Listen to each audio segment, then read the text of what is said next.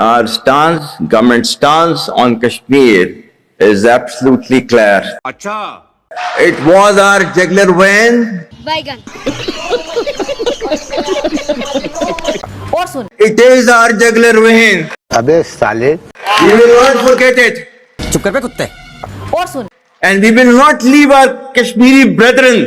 तेरी औकात मैं दिखाता हूं तुझे, देख।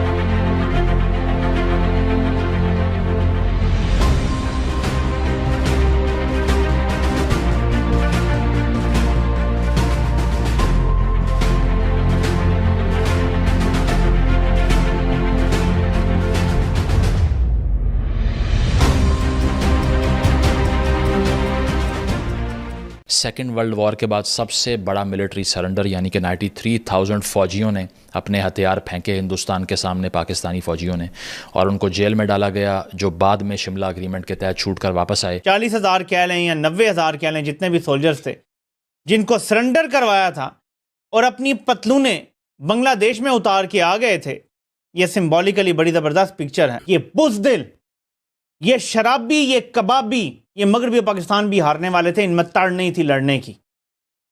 और वो नशे में धुत याया खान किसी खातून के साथ रक्सो सरूर की महफिल में होगा और उसने 13 तारीख को बोल दिया कि फेंक दो हथियार। इनके पास 2 से 3 हफ्ते तक की कैपेसिटी थी लड़ने की, ये लड़ सकते थे, लेकिन ये इन्होंने अपनी जानें बचाई, इन्होंने हथियार डाले। 90,000 ने हथियार डाल दिए, पूरी कौम का सर शर्म से झुका दिया तुम लोगों ने। बुज़दिलो, भाई साहब बस करो, अब इनसे बात करो, आपके फौजी नहीं लड़ सकते, because the capacity they were dry out हो रही थी सारी की सारी फोर्सेस। तो वो अब वो because this is a easy narrative कि प्लेइंग डबल गेम। भारत ने पाकिस्तान के army chief general Asim Munir के बयान का करारा जवाब दिया है। विदेश मंत्रालय ने यह कहा है, how can anything foreign be in there in a jugular vein? This is a union territory of India.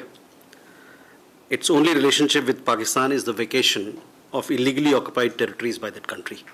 लेकिन ये जो ओवरसीज का कन्वेंशन हुआ उसमें आर्मी चीफ ने भी खिताब किया, We are different from the Hindus in every possible aspect of life. Our religion is different. उनकी एक तकरीर आई सामने जिसको सोशल मीडिया ने पूरी तरह से पोस्टमार्टम कर दिया। जनरल आसिम मुनीर की स्पीच देखो, वो तो एक रेडिकल इस्लामिस्ट है, he is almost like an Al Qaeda guy wearing a Pakistan army uniform, उसका दिमाग है। और मैं जनरल आसिम मुनीर को मतलब ब्लेम नहीं करूंगा, क्योंकि उसके बाप दादाओं ने यही जहर उसको दिया है, यही जहर उसको दिया है। अब वो क्या करेगा?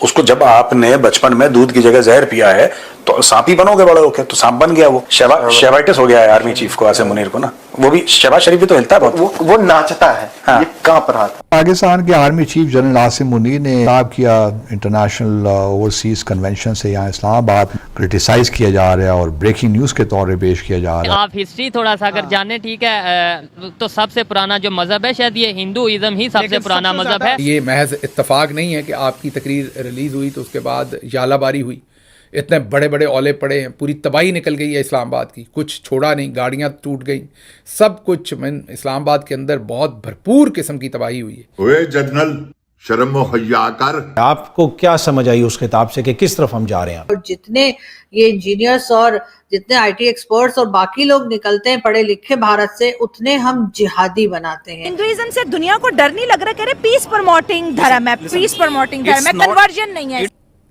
सर हम दूसरे नंबर पर हैं टेररिज्म में दुनिया में। बर्किनो फासो के बाद, मैं अगर नाम उसका मुल्क का गलत नहीं ले रहा तो हम दूसरे नंबर पर हैं सर। तो पहली बात तो ये कि मैं ये कहना चाहूंगी कि सर पाकिस्तान की हिस्ट्री अगर पढ़ानी है तो मेरा ख्याल है कि तमाम स्कूल, कॉलेजेस और यूनिवर्सिटी में हमूदुर रहमान कमीशन रिपोर्ट जो कि छुपाई गई,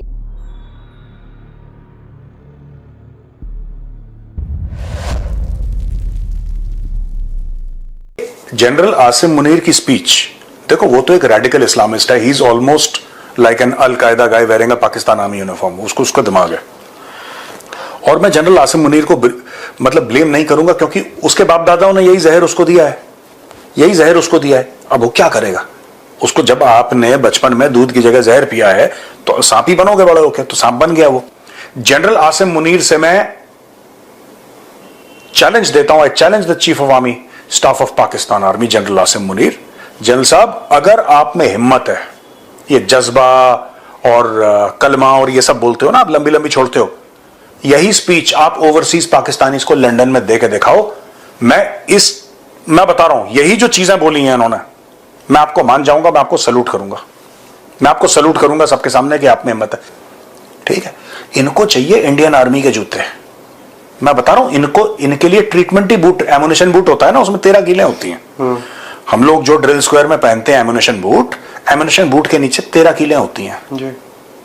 ये 13 की 13 कीलें पाकिस्तानी आर्मी के अंग विशेष पे जब ऐसे लगेंगी ना, तब जाके उनको समझ, they understand that language. Dhaka में भी हमने यही लैंग्वेज बोली थी 1971 में, दे अंडरस्टूड दैट लैंग्वेज।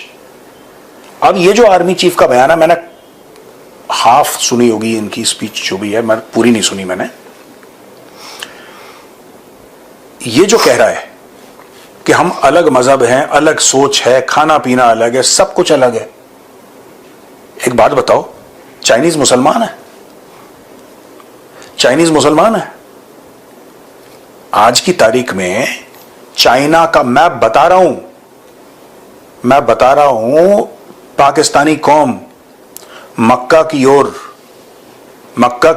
इनका जो किबला है ना, मक्का की ओर नहीं है, इनका किबला बीजिंग की ओर है। पूरे 25 करोड़ पाकिस्तानी बीजिंग की ओर अपना मुंह करके सजदा करते हैं। दैट इज हाउ डिपेंडेंट, मैं आपको मेटाफोरिकली समझा रहा हूं। ये पूरे पाकिस्तानी, ये जो कह रहे हैं कि इस्लाम का गढ़ है, ये बीजिंग की ओर सजदा करते हैं। कल अगर गलती से शी जिनपिंग आ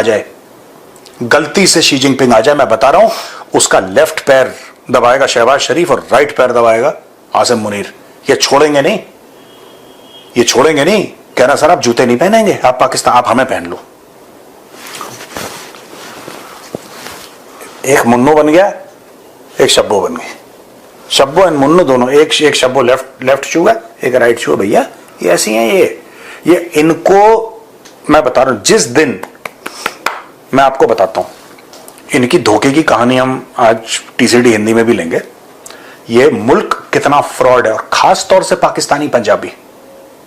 ध्यान रखना, I am being very specific, खास तौर से पाकिस्तानी पंजाबी। राइट? पाकिस्तान में मुस्लिम पॉपुलेशन है 97%, बलोच मुसलमान है। राइट? नो डाउट 99% बलोच मुसलमान है। बलोच मुसलमानों ने आजादी के लिए अपना सर कटवाया, अंग्रेजों से भिड़ गए। ठीक है? पश्तूनों ने अंग्रेजों से लड़के अपना sir कटवाया। Who can forget Khan Abdul Ghaffar Khan? Who can forget him? One of the greatest heroes of the subcontinent. Not just that area, but वो आदमी टाइगर था यार वो. And so many more. Sindhis have fought against the British. मैं पाकिस्तानी सूबों की बात कर रहा हूं. सिंधियों ने अपने सर कटवाए. सिर्फ पाकिस्तानी पंजाबी मुस्लिम्स थे, उन्होंने कॉम्प्रोमाइज करा अंग्रेजों के साथ. मैं बता रहा हूं, ये बात सच है. मैं प्रोड्यूसर, मैं कोई मुझे प्रूव कर दे, डिबेट में प्रूव कर दे कि साहब ऐसा नहीं है. They have sold themselves time and again to the highest bidder. और यही पाकिस्तानी पंजाबी एरिस्टोक्रेसी जो है या ब्यूरोक्रेसी है, जो भी है इनकी, जो इनके टॉप लेवल के लोग हैं, they are 90% Punjabis in Pakistan. And these are the people जिनका किबला पॉइंट करता है बीजिंग. कल ये कहते हैं ना कि हिंदू ऐसे, हिंदू से हमारा नहीं मिलता कुछ, हिंदुओं से हमारा मजहब नहीं मिलता, हमारा कल्चर नहीं मिलता. हिंदुओं से नहीं मिलता तुम्हारा कल्चर? ओ भाई, तुम्हारे दादा का नाम रामलाल है. ये महज इत्तेफाक नहीं है कि आपकी तकरीर रिलीज़ हुई तो उसके बाद यालाबारी हुई. इतने बड़े बड़े औले पड़े हैं, पूरी तबाही निकल गई है इस्लामाबाद की, कुछ छोड़ा नहीं, गाड़ियाँ टूट गई, सब कुछ. इस्लामाबाद के अंदर बहुत भरपूर किस्म की तबाही हुई है. इधर से आपके क्लिप्स रिलीज़ हुए हैं, उधर से यालाबारी होगी. अब मुझे नहीं पता, मैं ये नहीं कह रहा कि वो आपकी तकरीर की वजह से ही ज़रूरी हुई है, लेकिन कोइंसिडेंस भी हो सकता है. जी, तो ये थे पाकिस्तान के आर्मी चीफ जो ये बता रहे थे कि अपने बच्चों को आप जो है पाकिस्तान की हिस्टोरी ज़रूर सुनाएं, पाकिस्तान की हिस्ट्री ज़रूर पढ़ाएं. और हिंदू और मुसलमान दो अलग अलग नेशंस हैं, दो अलग अलग कौमें हैं, और हमें हर चीज हमारी डिफरेंट है, हमारा उठना बैठना खाना पीना, वही जो टू नेशन थ्योरी जिस वक्त पाकिस्तान बना उस टाइम पर जो टू नेशन थ्योरी बताई गई वही जो है वो इस वक्त आर्मी चीफ एक बार फिर रिपीट कर रहे थे।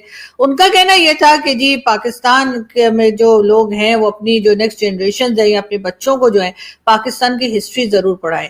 तो पहली बात तो ये कि मैं ये कहना चाहूंगी कि सर पाकिस्तान की हिस्ट्री अगर पढ़ानी है तो मेरा ख्याल है कि तमाम स्कूल कॉलेजेस और यूनिवर्सिटी में हमुदुर रहमान कमीशन रिपोर्ट जो कि छुपाई गई थी 1971 की जो एक रिपोर्ट बताई जाती है और बड़ी मुश्किलों से कहीं से लोगों को कुछ उसका पढ़ने को मिल गया, उसको जी आप टेक्स्ट बुक्स के अंदर लिखवाइए और लोगों को पता लगे स्टूडेंट्स को कि पाकिस्तान की हिस्ट्री क्या है।